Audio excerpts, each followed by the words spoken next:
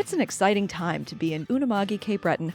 We're having an economic renaissance. You talk to the union reps, you talk to the industry, you talk to developers. Sydney it's happening right now. Sydney has really raised the bar. Throughout this series, we'll show you why there's never been a better time to invest in Cape Breton. This will be the catalyst of economic development and probably one of the biggest opportunities that Nova Scotia has ever seen. I'm your host, Michelle Sampson. Imagine that you're strolling down Sydney's waterfront boardwalk on a bright summer day. You'll pass by downtown hotels, a busy ice cream shop, and a marina. Beyond the sailboats moored in that marina, your eye might be drawn to a giant fiddle towering over a curved building clad in glass. Or it might sweep over a cruise ship so big that it makes the big fiddle look child-sized. For most of us, this is how we picture Sydney Harbour. But that only blows over the surface of this water body that's 16.5 meters deep. If I was a betting woman, I'd bet that there are more cruise passengers, more business activity, and more behind-the-scenes planning than you can fathom. In this second episode of the Invest in Cape Breton podcast, we're covering all of the above. But before diving in, let's take a moment to acknowledge this episode's sponsor, the Cape Breton Regional Municipality Regional Enterprise Network. CBRM-REN is a collaborative effort between the province of Nova Scotia, through the Department of Economic Development, the Cape Breton Regional Municipality, and the Cape Breton Partnership. The CBRM-REN's areas of focus are rooted in two sources. The first is the CBRM's Economic Development Strategy, entitled CBRM Forward. The second is the priorities of the province of Nova Scotia, including the Nova Scotia Loyal Program, innovation-driven green and sustainable business, and connecting Nova Scotians. All right, now let's ease into this exploration of Sydney Harbour by first grounding ourselves in what's going on there today. Marlene Usher is the outgoing CEO of the Port of Sydney Development Corporation, retiring after 5 years in the job. She knows the port inside and out. Here's her overview of what's on site and who's using it. The main assets are the docks in the pavilion. We have two large piers, a 365-meter main dock, and we have the Liberty Pier, which finished construction around 2018. And that also can host a vessel of same length at the main dock because of its design. I call it a cruise port. And that's because it's our main line of activity. It's our main revenue generation. But having said that, it's much more than that. In addition to cruise, we also host all of the tankers that come to Cape Breton to deliver fuel for our island. We have Imperial Oil. They have a tank farm adjacent to our port. So there's a pipeline that runs from the pier to the tank farm. So we have 50 or 60 tankers that come during the entire year as fuel is needed to supply the tank farm. We also have the Coast Guard. It's more ad hoc. They would come once or twice a month and use our wharf to do either training exercises or pick up supplies or do repairs. As Marlene mentioned, cruise ships are the main line of activity for the port. It accounts for 75% of their revenue. So to make a strong first impression on these cruise passengers, the port has invested in facilities to accommodate them. We have a cruise pavilion, and we have the world's largest fiddle. Who wouldn't love that? The pavilion itself, it's a tremendously beautiful building. It's large. It can host large events. It also has a lot of entrepreneurs and shops within the pavilion. We've often heard from cruise lines that our site is probably one of the nicest cruise pavilions in Atlantic Canada. In peak season, we have 28 businesses that are here that is niche, high-end, beautiful shopping. It's labeled as Shot the Fiddle, and it's a great experience. We also have crafters. When cruise lines are in, our main hall is filled with 40-plus crafters who also do high-end products. On cruise days, the ships are docked for at least 8 hours, sometimes more than that. The passengers fill up the pavilion and wander into downtown to shop and eat. But you might be surprised to learn that they're spending money way beyond Sydney's city limits. For that, you can thank the fleet of tour operators. They have a variety of tours, such as the Miners Museum, the Bell Museum, the Fortress of Louisburg, the Cabot Trail, maybe not the entirety, but they definitely go to the deck and go beyond. At times they have done the entire trail, depends on how long they are, but they could actually go golfing if they wished. Some of our tours have been recognized as some of the best in all of the region. And a lot of passengers will come and they'll take a taxi and do a private tour. When people come to Sydney, they want to know more about Cape Breton, and they have heard a lot about Cape Breton because of its notoriety and being a beautiful first-class island. It's won many awards as a destination. The same assets that draw the cruise ships also draw relatively smaller vessels, including sailboats and super yachts, which, depending on their size, can be accommodated at the port or at the adjacent marina. Landlubbers are welcome at the cruise pavilion too. Marlene says lots of locals and visitors come to shop and eat. As you can imagine, the pandemic brought all of this to a crashing halt for a few challenging years. Fortunately, cruise travel has bounced back, and 2023 is set to be a banner year for the Port of Sydney. This year, we will have 115 calls, mostly in the months of September, October, but also in May, June, July, and August. So that's good news for our stakeholders. They're going to see in excess of 220,000 people come to our island. That's a lot of people.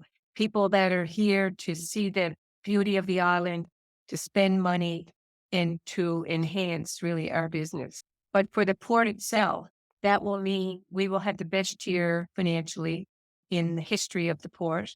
I think what we have done is we've raised the profile of the Port of Sydney. We certainly have enhanced our destination for cruise. If you look at where we started, we were maybe third or fourth in terms of growth, and now we're really second only to Halifax, meaning that our cruise growth, we've surpassed New Brunswick, St. John, and Charlottetown. And I'm not undermining their port. They have wonderful ports and great cruise destination, but Sydney has really raised the bar.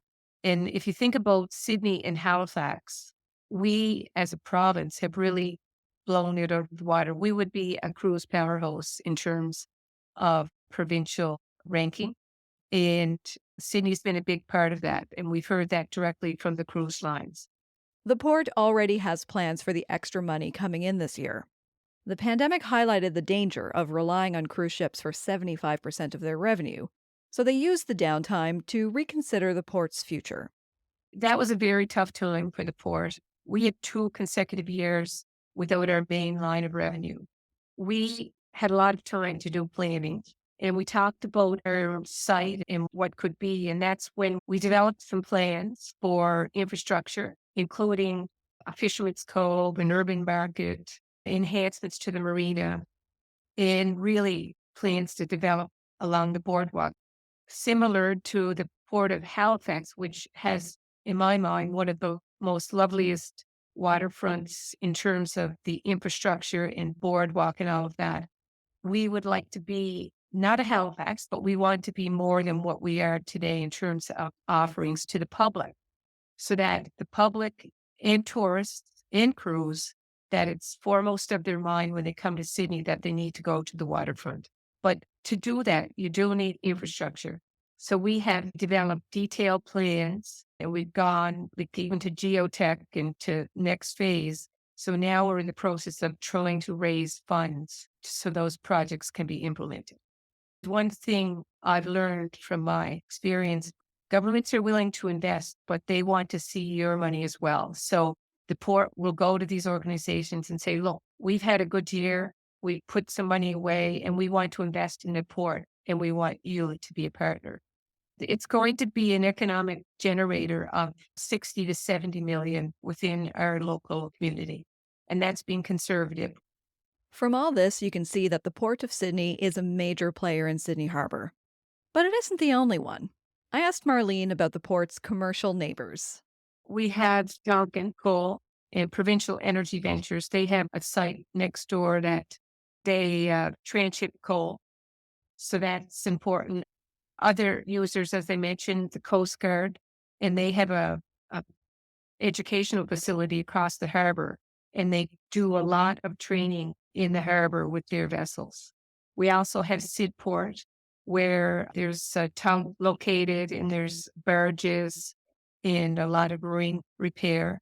North Sydney, you have ship repair at a private enterprise over there. And we have Marine Atlantic. I mean, Marine Atlantic sails every day, twice a day. And really, it provides that highway connection to Newfoundland. So it's a critical piece of infrastructure. So there are many users of Sydney Harbour, but more could be accommodated. Lots more. Our harbor is tremendously underdeveloped in the sense that there aren't many ports on the eastern seaboard, including the US, where there's large tracts of land that are portside and undeveloped. It's unheard of. So if you couple that, large tracts of land, and our location, which is the first call off of the Great Circle route, close proximity to Europe, it's just a tremendously strategic site. In addition to that, I think with the dredge project, with our second berth, our Liberty Pier, and with the navigation aids being installed this year, we now have a port that is ready for commercial development outside of cruise. And we have been advocating and have raised the profile of that over the last several years. So if we are able to, at the port, bring together services like updated navigation aids, tug service, international ways, ensure that any dredging is looked after, and that the harbor is surveyed, I think having those types of things here will attract business like Novaporte, because I think Novaporte, especially with this offshore wind opportunity, is really poised to have something happen within, months rather than years.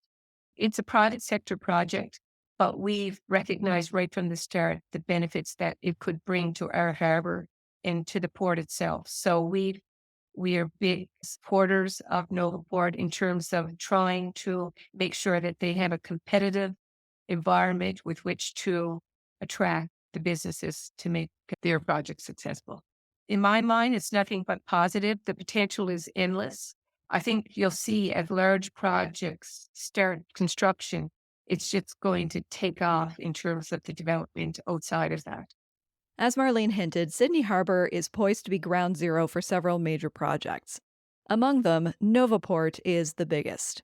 To go a lot deeper and get an insider perspective of that project, we talked to Novaporte's Vice President of Operations and Corporate Development, Kathleen Yurchison. Novaporte is a greenfield port development located in the Sydney Harbour. It's been a development that has been active for give or take about 15 years. About 10 years ago, Albert Barbucci, so the CEO of Novaporte, took over the file and established an exclusive agreement with the CBRM, who are the owners of the land, to develop the port. So it was a container terminal development. And prior to that, there was a local group of hardworking individuals that were responsible for kickstarting this entire development idea. They were the group that really leveraged the federal government to dredge our harbor and our navigational channel to 16.5 meters, which was kind of the first big step in the port development. And with the leadership of Albert and Chief Terry Paul, member to First Nations as an equity partner in the development, we have made some exceptionally exciting progress. I think the biggest update is that we have moved away from container. Container has always been reliant on rail. And the rail line, as of 2014, has become non-operational between Sydney and Port Hawkesbury. And that has been a challenge for us to secure a shipper and port operator, because what we envisioned to be a 3.2 million TEU container terminal, which the industry has come back and said, yes, that makes a lot of sense. You need rail. So when the offshore wind developer in the US approached us about this opportunity, the first question that Albert asked them is, what about rail? Does this industry require that type of transportation? And the simple answer was no. So of course we took a deep dive and it just fits.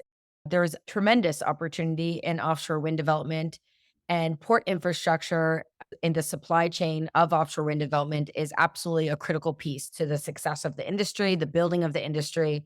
And Novaporte is perfectly positioned to supply and support that industry and support the targets and the province of Nova Scotia as they set out to build out their initial commitment of 5 gigawatts in Canadian waters. Because offshore wind is a new industry to Nova Scotia, it's not yet clear how it will affect our environment and other industries. To make sure we understand what we're getting into, in March of 2023, the Government of Canada announced that a new committee has been formed to assess the potential environmental, health, social, and economic effects of offshore wind in Nova Scotia. The committee includes our next guest, Steve Parsons.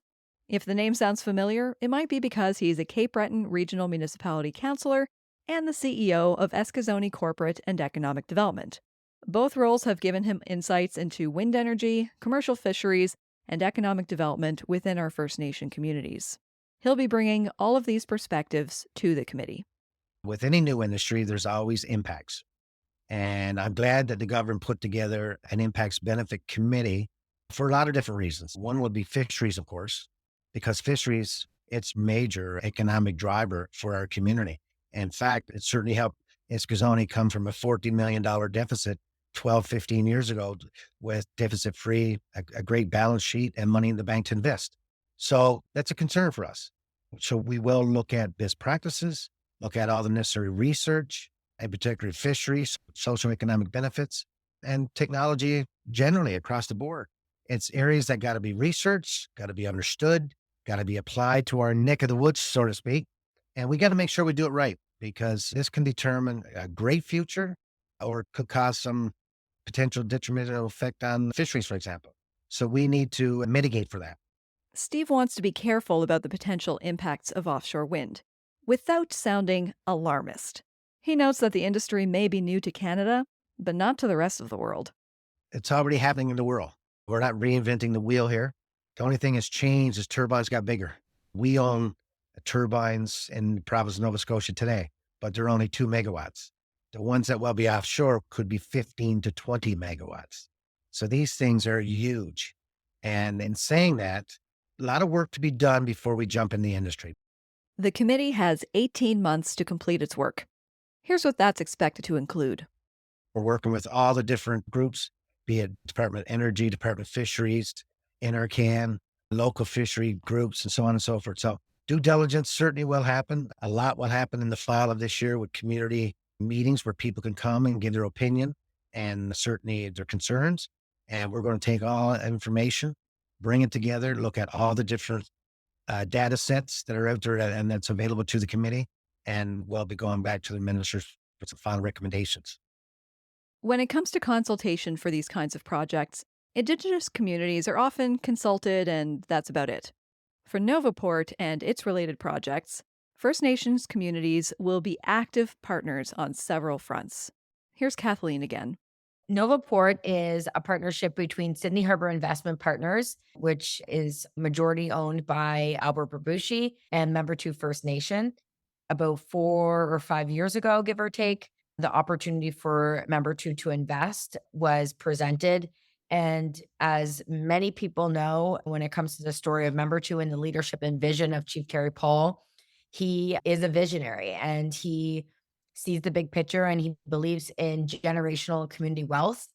And he has described this investment and this equity stake, this project, as a true example of economic reconciliation in action because it is a true investment of a community that believes in the bigger vision and believes in the benefit for all communities in the region and in the province.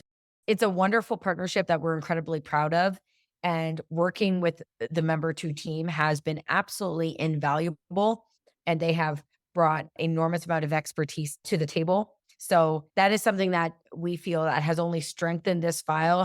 Just by way of example, I predominantly on a day-to-day basis work alongside Jennifer Dulesky, the VP of Business Development for Member 2, who works right alongside Chief Terry Paul and has been really a key person within Member 2 First Nation corporate or the corporate division that has spearheaded initiatives like the rink and the bowling alley and the 7th Exchange development that's happening on the highway in Sydney now in Member 2. Jennifer has brought an enormous amount of experience and expertise to the file as it pertains to development. They support us on all aspects of the file: government relations, communications, strategy development, collaboration. So they are very engaged. Member 2 is invested and involved in Novaporte, which is the Portlands. Behind the port will be 1,200 acres of industrial land called Nova Zone. Thanks to a unique partnership, every one of Nova Scotia's First Nations communities have an interest in Nova Zone. So in the environmental assessment process, we made a partnership with all 13 Indigenous communities across the province of Nova Scotia, and they took 20% interest in Nova Zone. And the agreement is that we are going to co-market and co-develop that, and they have a 20% interest in that entire development. An incredibly exciting opportunity to work with all communities. It's the first time that has happened in the history of Nova Scotia where all 13 Indigenous communities have come together and partnered with a private sector development. Really, it's about sharing the benefit, sharing the economic opportunity that exists at this incredibly valuable asset with all communities across Nova Scotia and in partnership with our Indigenous communities. Nova Zone is envisioned to be developed to support port activity. We've always talked about that land being for logistics, transloading, picking, packing, cold storage, hydrogen production. So I think we'll see Nova Zone play a very complementary role to everything that we've been working on and everything that we will realize at Portside. Through his role with Eskizoni First Nation, Steve Parsons was involved in the partnership. He expects the impact to be significant. The collective 13 bands own 250 of the 1,200 acres of land. And what we did collectively is bring those lands together to be able for developers to buy them, purchase them, lease them. Once you say yes to a port and the shippers announce, then of course, now you got to build it out, infrastructure, capital. And I think you'll see a major employment in the actual building out. It's estimated based on what's going to be needed. Thousands of people working, be it carpenters, electricians, iron workers, you name it. From the First Nations perspective, I see that as a major opportunity. This is a big project. And that's why the First Nations engaged in the land. And that's why we hope to realize some opportunities as far as employment for our band members as we go forward. Thanks to some smart moves in the last decade, Eskizoni is set up for opportunities beyond the Nova Zone boundaries, too. One of the purchases that we made over the last 10 years was the former Co-op Food Stores Distribution Center on Celtic Drive. Today, we use and house in there a bait storage facility, a freezer, a live storage for lobster. We can hold 250,000 pounds of lobster at any given time. And we just introduced renewable energies, the third largest solar panel ground mount system to provide for some of our energy costs. Well, that land, that building sits on 21 acres of land. And on that land, there's a spur line, the former rail spur line. One of the reasons, of course, always looking to the future, the spur line could access the freezer. One of the most important assets in a container terminal is freezer capability. We have freezer capability of up to 10 million pounds with an addition, but we also have land to expand that. So in purchasing that property and working with container terminals, I put hand in hand and said, hey, there could be an opportunity for an expansion down the road with a partner.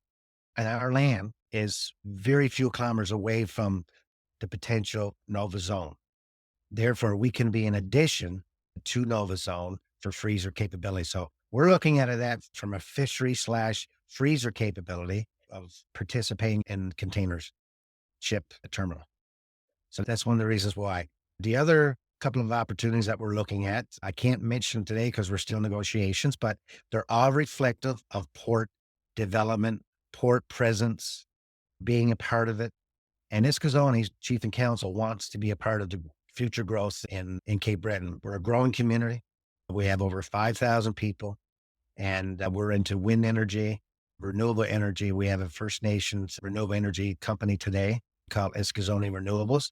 If companies want to keep their costs down, maybe the one that costs they want to keep down is their energy costs, of which we could provide, install commercial solar panels. We're lining ourselves up with opportunities that we know may or may not come, but you got to plan today.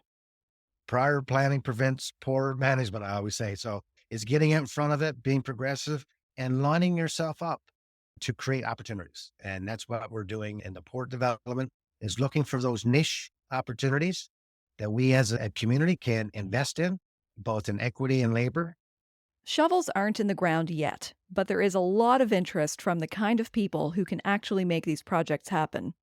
I asked Kathleen why they're so interested in Sydney. Firstly, it's our location. So we are located 6 miles off the Great Circle route. There is 147 million tons of cargo that pass by our port every single year, which equates to thousands of vessels. So there's significant traffic coming out of the Suez Canal and passing directly by our port. So strategic location for one. Secondly, we have a dredged harbor, a deep water port. So we can accept the ultra large vessels. We're not limited to a certain size vessel or even in width, weight, or height. We have no air draft restrictions. So we have no bridges. We're a naturally sheltered harbor. So as you make your way into the Novaporte site and then further into Sydney, you'll see this sandbar, if you will. It's called South Bar. And it's this natural sandbar, which allows our harbor to be sheltered, it's actually remarkable. Even when we experienced that significant Hurricane Fiona last year, almost our entire harbor was protected. We never saw any major damage. And also, I would say the port itself is basically next door to a highly densely populated urban center, the second largest urban center in all of Nova Scotia. So it doesn't impede or it's not landlocked by urban development. It's across the harbor. It's perfectly positioned to be next to employment, labor, access to labor, and also other economic development in and around the harbor, the commercialization of the harbor, whether it be on the same side of the port or across. We're also a foreign trade zone. So another clear advantage of our site. And I could go on and on, but Cape Breton really has, I think, everything that we need. Like we have an airport, we have post-secondary education established, we have a population that has room to grow, significant room to grow. And we have a very industrious type of people and community, and we're built on that history. So there's a lot of opportunity to leverage a lot of assets that we already have. Plus, we have the asset of land. We have a lot of land. We say that we have around 2,000 acres as it sits within our portfolio today, but there's a lot of land around us that we can gain access to as we look to expand once we start building and growing. So it's just the opportunity for us is truly enormous, far more opportunity than you and I will see in our own lifetime of what we can do with this site. The most immediate and likely opportunity, what promises to get everything going, is a new partnership between Novaporte and Denmark's Blue Water Shipping, which was publicly announced in March of 2023. Blue Water is on board to build and operate Canada's first offshore wind marshalling port, right here in Sydney. It's a really exciting development, but for many, myself included, it begs the question, what exactly is an offshore wind marshalling port? Yeah, great place to start. So I'm going to describe it to you guys this way because we're listening and we can't see. So how can we really wrap our heads around this? When this industry started, give or take about 32 years ago, so the early 1990s, the birthplace was Denmark. So in and around that area of Europe. And when these turbines first were installed in the waters, they were generally speaking pretty small. So most all of the pieces that would then make up an offshore wind turbine fit into a standardized container of 20-foot or 40-foot equivalent unit. But since then, these components, the blades, the nacelles, the towers, and so on and so forth, have become absolutely mammoth.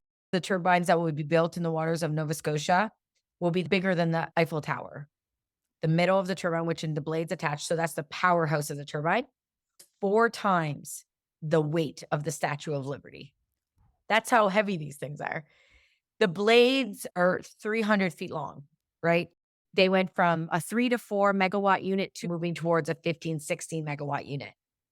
So you obviously have to assemble these things and they come in different parts. There's 5 key components to an offshore wind turbine for fixed bottom. There's the monopile. So that's the foundation piece that goes directly into the seabed. Then there's the transition piece that connects the monopile to what we know as the tower. So the tower is that white tall piece that is what we know to be like the stand or the like main foundation that we see coming out of the water. And then at the very top of that is the nacelle. So that makes up the center of the turbine. And then you have your blades, 4 or 5 blades, 6 blades, depending on the turbine. So you need to put them together, obviously. So how do you assemble these?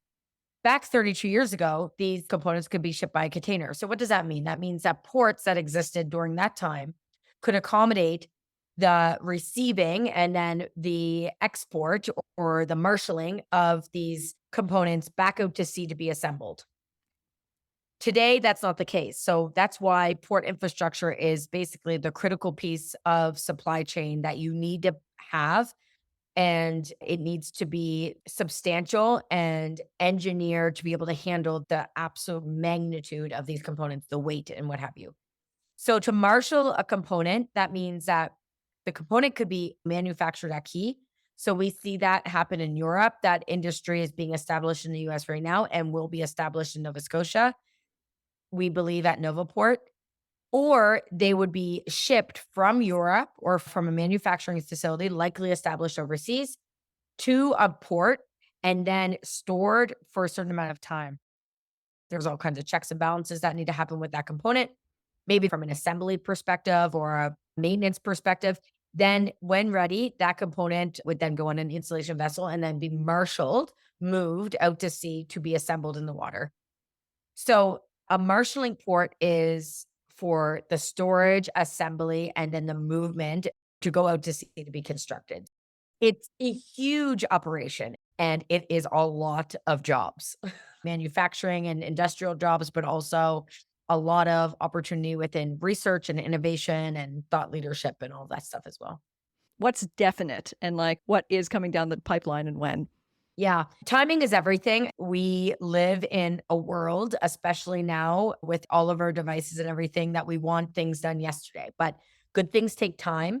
And 5 gigawatts for Nova Scotia is like 20, $30 billion worth of development. And we know it's going to be bigger than that because that's not even factoring in hydrogen production, where this power is going, all of the spin-off, what exactly is this power going to do and what is it going to provide, basically. But what's for sure? So, of course, we have the partnership with Blue Water Shipping, the most experienced and the largest offshore wind marshaling port operator organization in the world. Fantastic partners, amazing people. We also know that we have the site. We're fully permitted. We have all long lead permitting in place. We are ready to build. We also know that Nova Scotia is steadfast in their vision to realize 5 gigawatts of offshore wind development in the next, give or take, 7 years. But timing is everything. And there's a sequence and a method to all of this. So really for us, we envision that our port will also play a role in supporting the Northeast Atlantic US in their development. So port infrastructure for them is critical. They're doing a lot of work and a lot of investment in port infrastructure now, but there are limitations in the US, and there's the Jones Act, there's port congestion, there's just inadequate land. Like Novaporte is a crown jewel, diamond in the rough.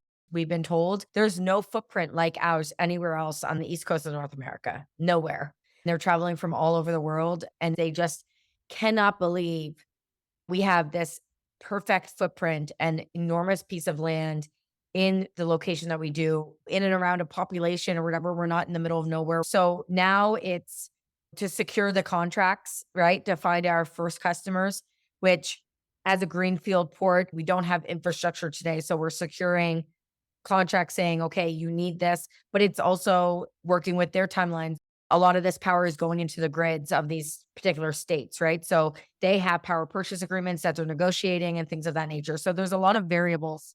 So our next step is to start phase one. Our vision is to start with marshaling, and that continues to evolve, which is really exciting. So we have been engaged with the industry for a lot longer than March 23rd, of course. Like when we were in a position to announce to the industry, there was a lot of work and conversations and meetings and traveling to really understand this industry and understand the opportunity that we can bring to Novaporte and how we can support building this industry for our province. A lot of it is fluid, to be honest, but what's next is to build phase one, which is that give or take 200-acre footprint with a significant quay wall in and around that 500-meter mark, which is a significant piece of civil infrastructure. And then once we get off the ground with that, we are pretty confident that things will move quite quickly. Rumor on the street is that Novaporte could have shovels in the ground in a matter of months, not years. I asked Kathleen if that was true. Yeah, absolutely. I mean, we could start moving dirt tomorrow. The biggest thing that we need to do right now is get a tender package.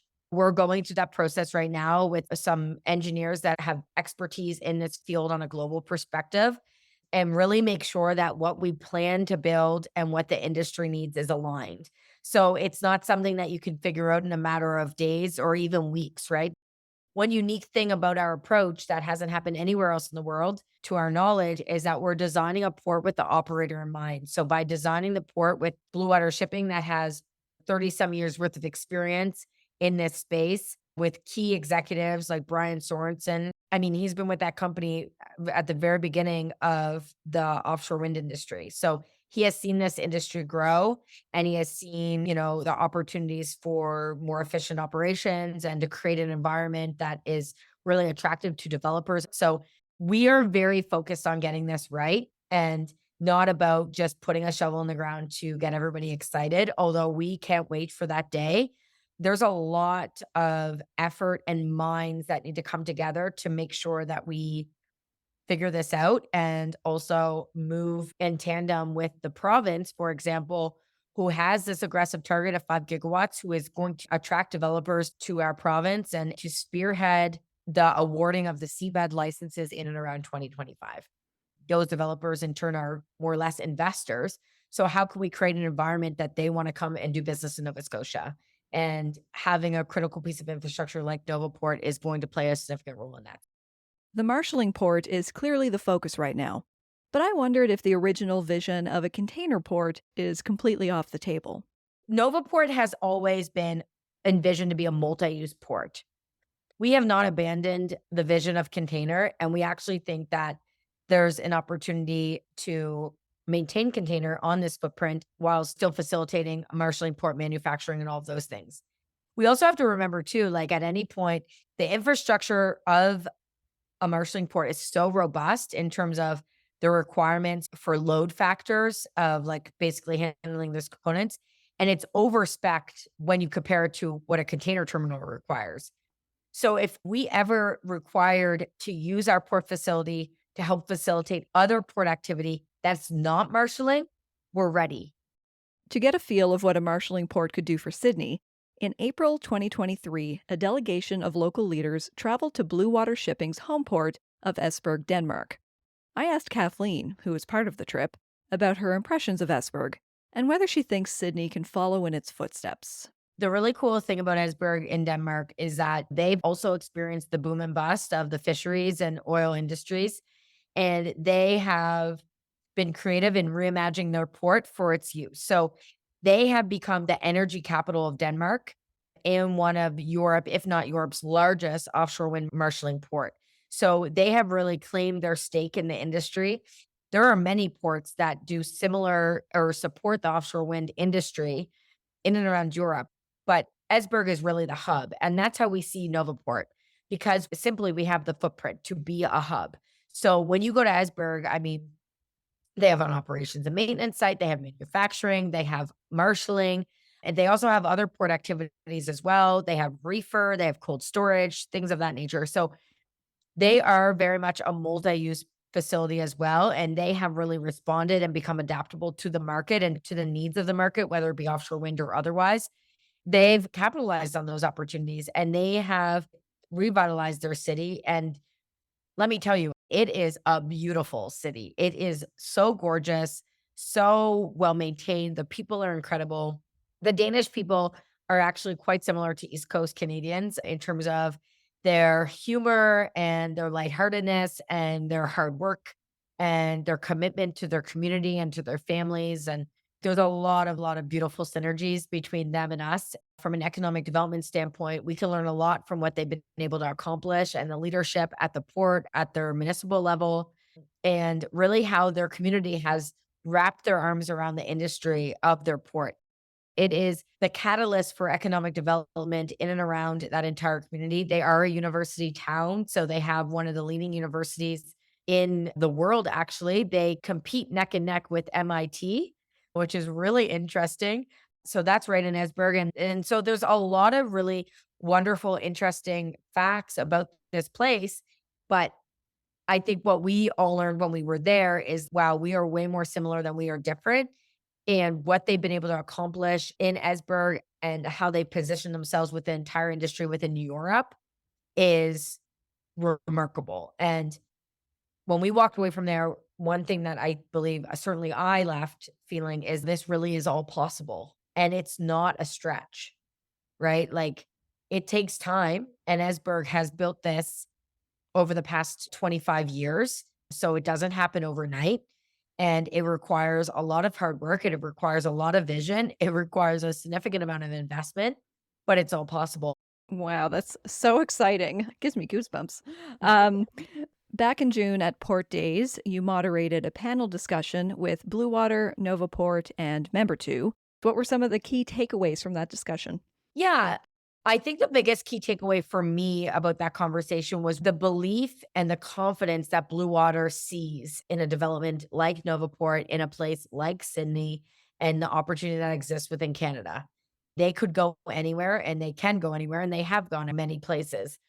So for them to invest their time and their efforts and their commitment to the development of our project, I think says a lot. And I think Brian added a really great perspective and a lot of credibility around why Novaporte and how this actually can work and will work here, and the confidence that he sees in the industry. I think another key takeaway for me is Chief Terry Paul's vision as he sees it. This is a long game for all of us, and it is for him, and it has been for Albert.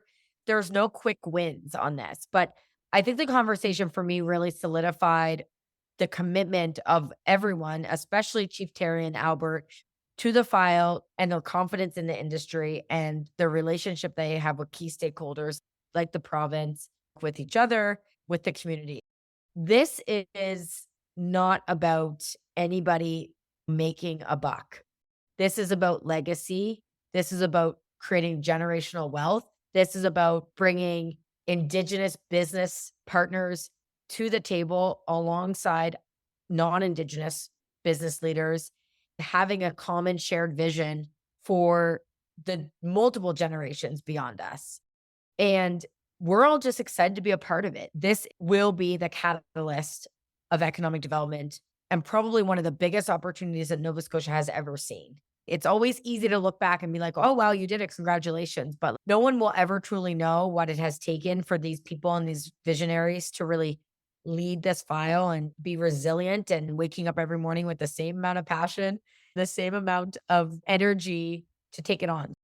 Throughout our conversation, Kathleen's passion was right at the surface. Drawing from what she's seen in the last year and a half in this job and her previous experience as the CEO of the Cape Breton Regional Chamber of Commerce, she is excited about the potential. I feel personally very confident that the moment we start building, everything changes. It wakes everybody up. And we're experiencing that now, to be honest. It's unreal, like how much has happened since that March 23rd announcement in terms of people reaching out to us. And that was happening before anyway, but we're engaged. The industry is engaged with us, and it's easier for them to find us as we now can speak openly about us participating in this industry. I think the economic opportunity is so enormous, it's hard to even imagine. Just the job creation alone, every job on this footprint is a new job. These jobs don't exist anywhere else within our region or community. So where are these people coming from? They're going to move here. They're going to move for opportunity. So what does that mean? Population growth. What is the key factor in growing economy? People. What is the key factor in fundamentally growing GDP? Global investment, attracting the world, not taking the same money that's within a current economy and just circulating it, right? So I think those two buckets, it's going to grow our population, it's going to create density, and it's going to encourage, basically facilitate global investment, which ultimately will fundamentally impact the GDP growth of our province, our region, and our country. All that combined, it is the winning formula to encourage and create opportunities for small businesses that exist today to grow and expand and just thrive, be successful, but also attract new businesses as well.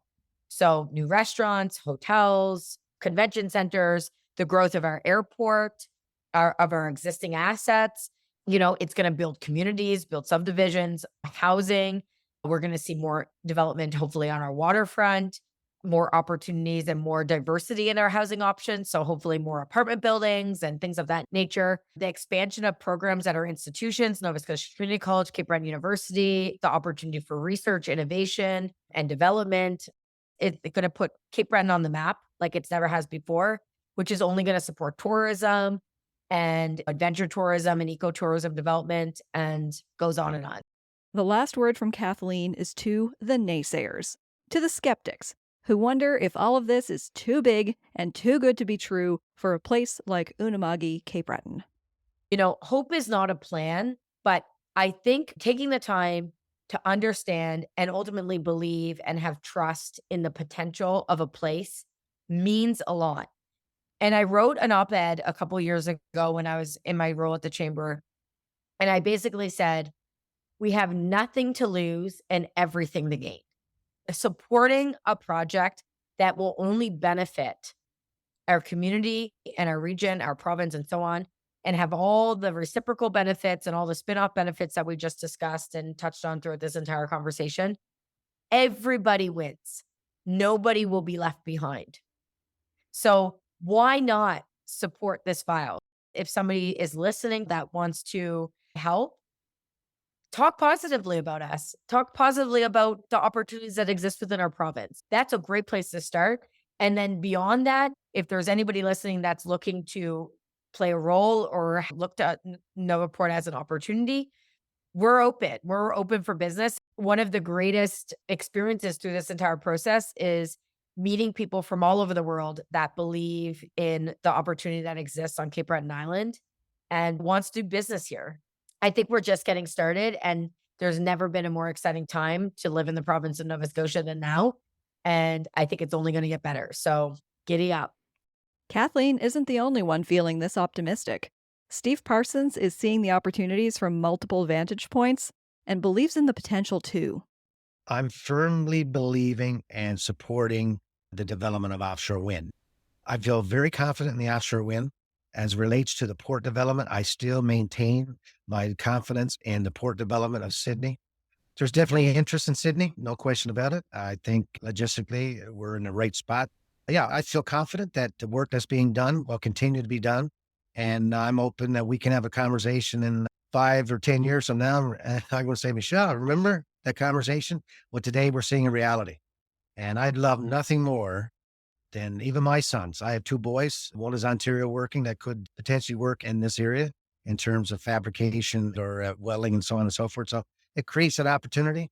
So from a personal standpoint, yeah, it could mean that my family may come home and live. And I'm sure others are thinking that way too. It's easy to be skeptical. It's easy to be cynical sometimes. A lot of that is based on history. Things didn't happen for whatever reason. So people associate one naysayer for another. But I think you've got some good qualified folks behind this development. I know CBRM is behind it in terms of supporting it, what we can do. And I know the ports of Sydney through the former CEO, Marlene Usher's efforts. A lot of work has been done to prep Sydney being ready for this. We got a developer. We have a contract with a developer. You just don't build out a port in 5 years. It takes time, energy, effort, and money to build out a port. In economic development, slow growth is good growth. We're not going to get the factory here that's going to provide 500 jobs in the manufacturing industry. But if it's 200 here, 100 there, 50 there, that makes up the basket. And that makes up your economic development plan. And it's not always by 1 or 2 projects as a cluster of projects. And a lot of good stuff going on in Sydney. We've announced a downtown development on the waterfront. Once Marconi gets up and running, you're going to have another 2,000 people downtown every day. CBU is expanding, just announced an expansion there with the doctors. And look what's going on in the hospital. The government's going to drop $1 billion worth of capital infrastructure in Sydney, Glace Bay, North Sydney. Our trade unions have never been so busy in years. And you talk to the union reps, you talk to the industry, you talk to developers. Sydney it's happening right now. Hopefully 10 years from now, we're having a different conversation saying, wow, I'm so glad we never gave up on that port. Yeah, that'll be exciting. I don't know about you, but I definitely want to be having that conversation. To stay up to date on Sydney's progress, I highly recommend you sign up for the Cape Breton Partnership's mailing list. There's a direct link right there in the show notes. The show notes also have a link to find out more about our generous sponsor, the Cape Breton Regional Municipality Regional Enterprise Network, aka CBRM-REN. Next time on the Invest in Cape Breton podcast, we're exploring the transformative offshore wind and green energy projects in the Strait of Canso, an industrial powerhouse on the island's south coast. Tune in for a deep dive of what's going on in this natural deepwater port. Subscribe now on your favorite podcast platform to make sure you don't miss it. Our theme music is Under My Skin by Glace Bay's own Elise Aaron. Invest in Cape Breton is produced by Storied Places Media, a proudly Cape Breton-owned business operated by me, Michelle Sampson. Thanks for listening.